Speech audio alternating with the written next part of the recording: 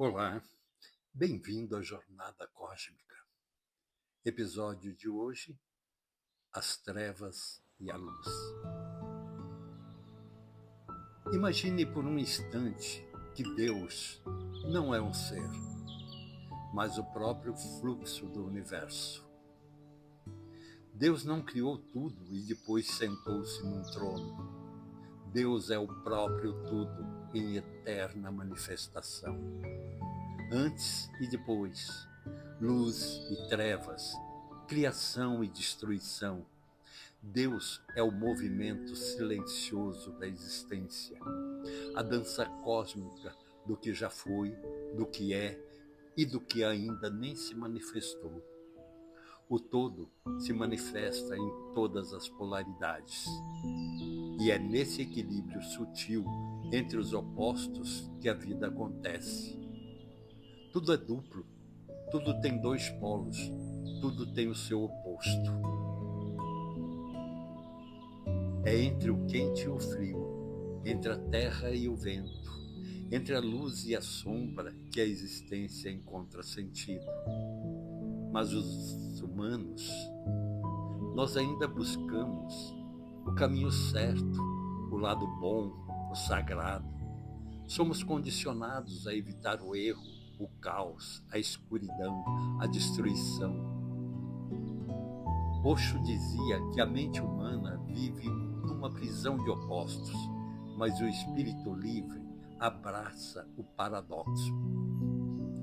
A destruição nos assusta, mas olhe para o céu. A todo instante, estrelas colapsam, mundos são engolidos por buracos negros, galáxias inteiras desaparecem. No entanto, disso tudo nascerá o novo. Morte e nascimento são apenas dois lados do mesmo ciclo.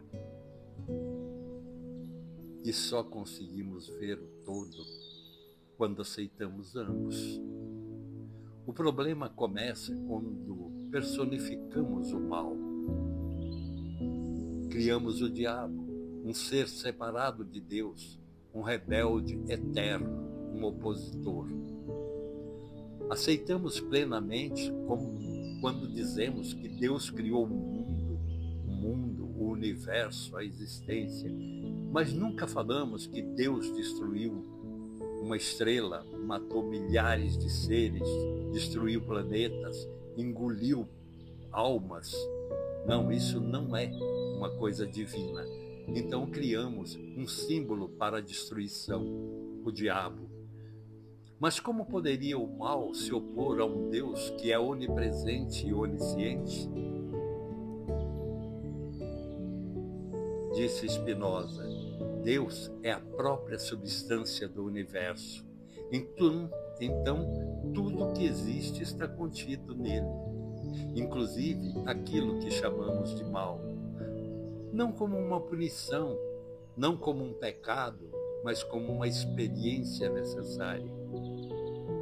Rumi escreveu, a ferida é o lugar por onde a luz entra em você.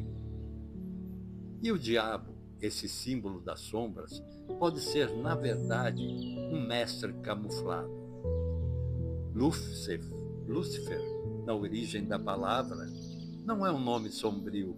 Significa aquele que carrega a luz, aquele que carrega o achote, a estrela da manhã, a centelha da lucidez. E se o diabo for só um símbolo, do qual ainda não compreendemos, aquele que nos assusta porque nos transforma.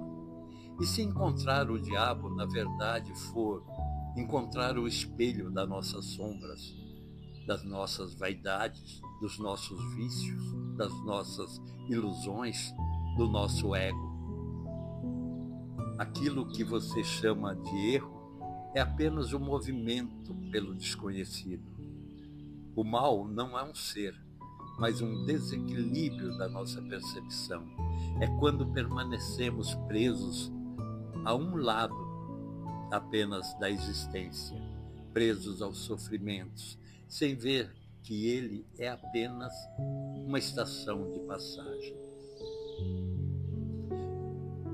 Como na parábola do filho pródigo, o retorno à casa do pai é celebrado com alegria. Não importa o quanto tenhamos errado, importa é que voltamos conscientes. Essa é a chave, a consciência. O encontro com a sombra, com a dor, com o engano, pode ser mais iluminador do que uma vida inteira de obediência cega, submissa a dogmas que você não entende, mas tem medo. Só quem atravessa o inferno interior pode renascer com os olhos abertos. Só quem caiu conhece verdadeiramente o valor de se levantar. E isso não é religião, é a realidade existencial. O universo não precisa de santos perfeitos, precisa de seres despertos, capazes de ver que as trevas não são o fim da luz, mas o lugar onde a luz começa a nascer. Você ainda tem medo das sombras? Tem medo da noite? Ou já percebeu que elas apenas aguardam para te revelar um novo dia, a verdadeira luz? Jornada cósmica, onde o fim é só um começo. Quero te pedir para comentar aonde você está, de que cidade você está nos ouvindo. Isso é muito importante para nós. A sua jornada amplia a nossa. Obrigado.